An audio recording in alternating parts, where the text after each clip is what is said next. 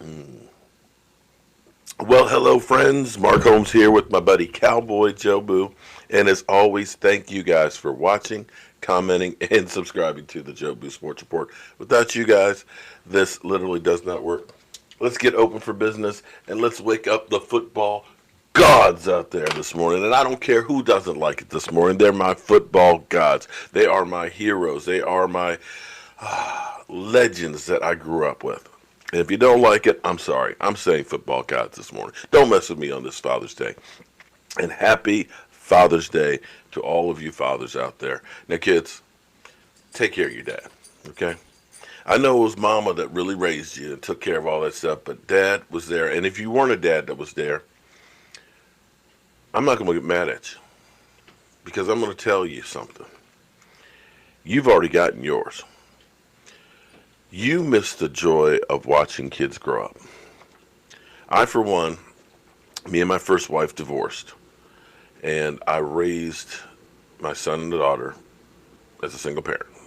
Michael was 5, Kayla was 3, and it was hard. It was real hard.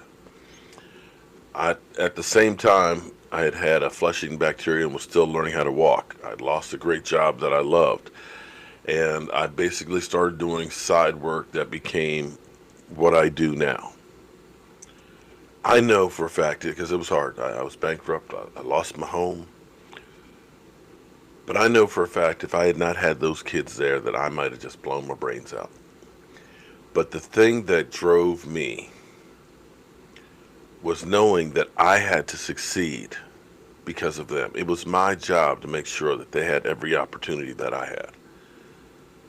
And it seemed like my kids knew when I was at my lowest. I can't remember why, but I know I was just at the point of saying, it doesn't matter what I do.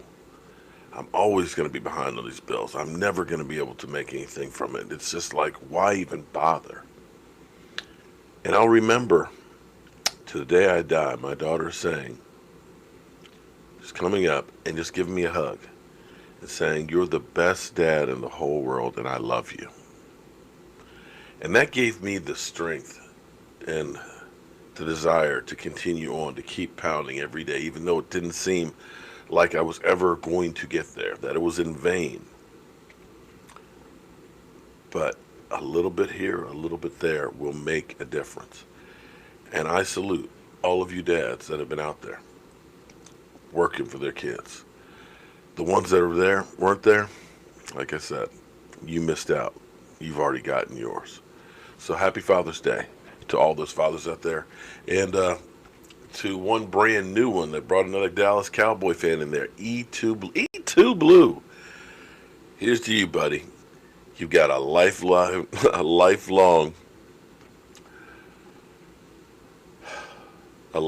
full of joy coming your way, man. Congratulations. But now, here we are, back here. Woo. Got a bit of dust since the 8 days that it's been since I've been in here. But it's okay. I'm happy to be back here. I missed a lot last week. But one thing I don't seem to understand is Cole Beasley. Cole, you got paid. You say you're with a team that cares about football. Why are you focused in still on the Dallas Cowboys and their issues? You say everything is better.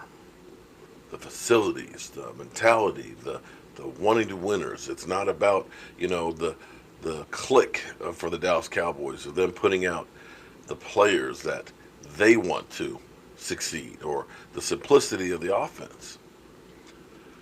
Cole, I love you, man. I got about a hot sauce up there from you. Move on, man. Let it go. This is like when you break up with somebody and they don't want to let it go, they go back through and they just try and trash them and everything. Man, don't do that.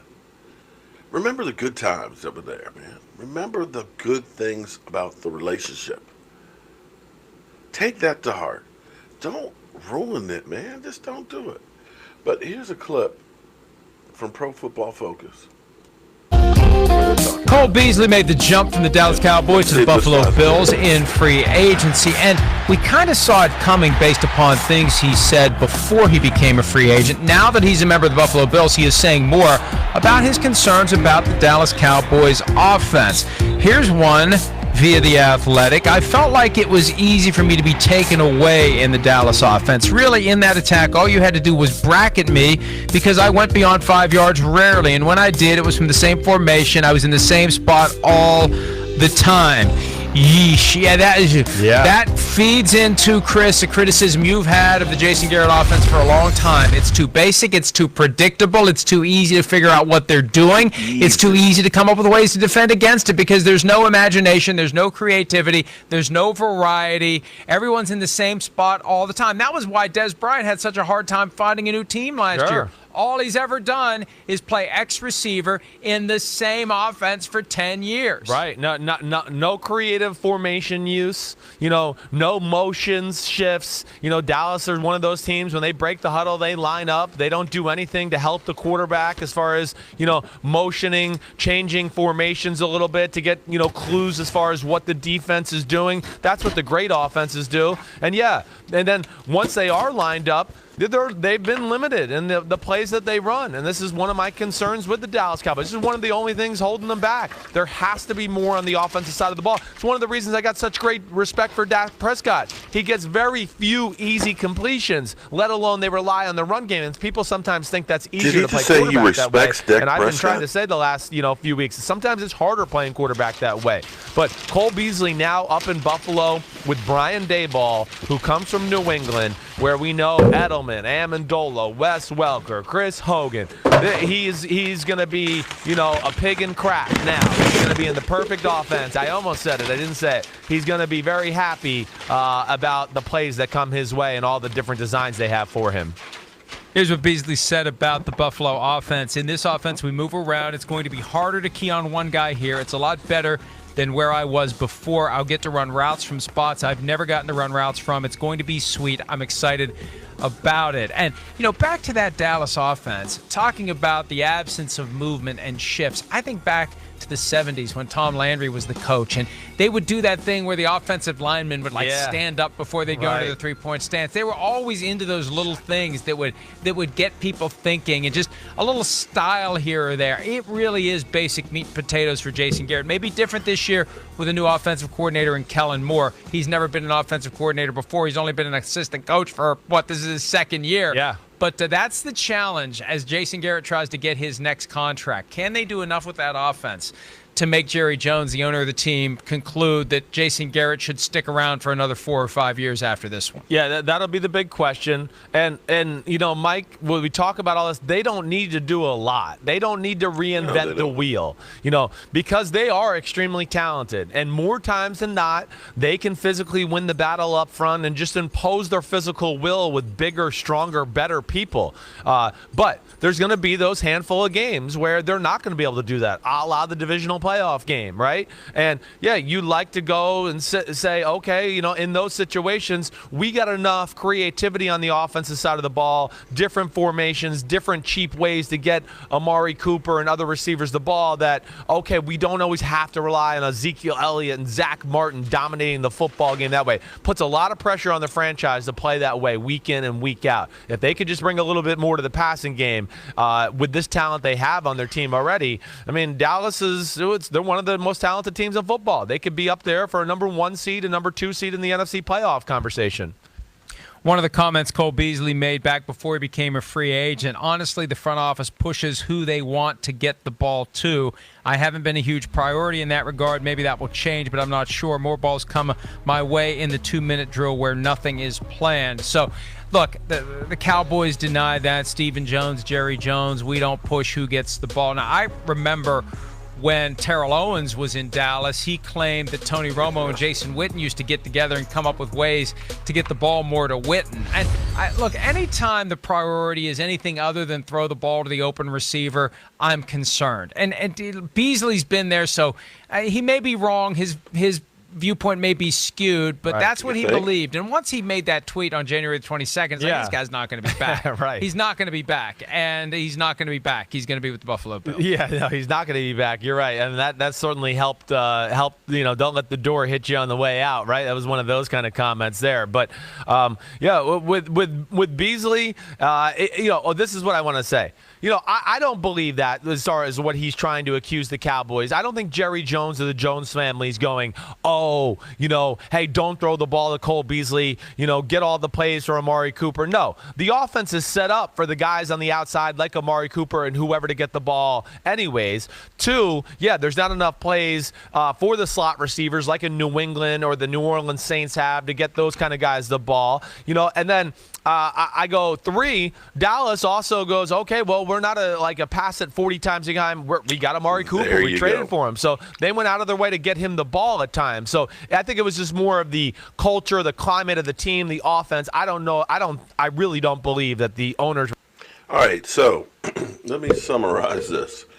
Some of the problems, of course, is Cole Beasley did actually have some points that seems like we've heard every receiver who's left Dallas, from Bryce Butler to T.O. to Des Bryant, say basically the same thing. Our offense is too simplistic.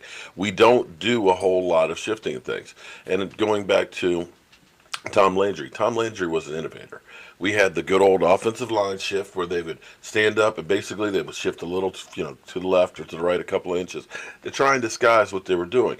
Basically, they would line up always in the same position, and they would shift, like cheating out a little bit to where the ball was going to make the blocking angles a little bit bigger, just to try and give you a little bit of advantage, give a little bit of disguise, to give the defense something more to think about. They did a lot of motion. They came back and brought back the shotgun. Those are things that the Dallas Cowboys were innovators with. And when you look at a team like New England is always going to come up with some kind of a wrinkle of something you don't expect. Like, I remember when one game they had all of their defensive linemen just stand up. They were all standing up. And so as an offensive lineman, when you come down, you look like, the fuck? What is this? This is not what I'm used to. And that hesitation will give you an advantage. The Cowboys have not done that in forever under Scott Linehan. And so Beasley is right. He was basically in the slot going 5 yards, and that was it. And once you got Amari Cooper, who was doing, a lot more, and you gave up number 1, you had to use that guy. So maybe there is a little bit of truth to what he's saying, but I just really, Cole, today's Father's Day, man. Enjoy your new baby. Enjoy being in your new home and everything else. Just let the Cowboys go. But I think a lot of that's going to change, and I think you're going to see a more dynamic offense this year. There's no guarantees of it, but I believe that we will see it. So I was so busy before went to Puerto Rico, but I had ordered actually a new edition here for the set. And I also, too, if you watched my Don't Sleep on the Dallas Cowboys, my fireside chat last night, that I was a little emotional. Oops. I was a little emotional last night when I got back.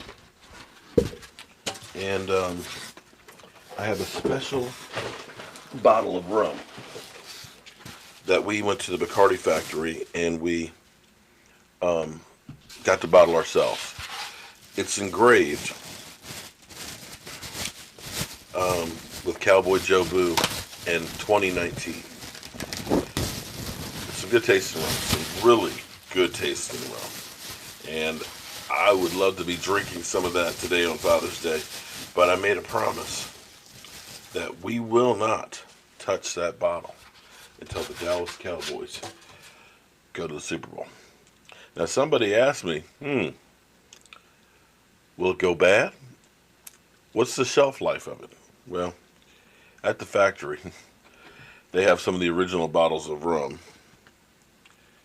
from the original factory that was in Havana. So it'll last a long time. Smart ass.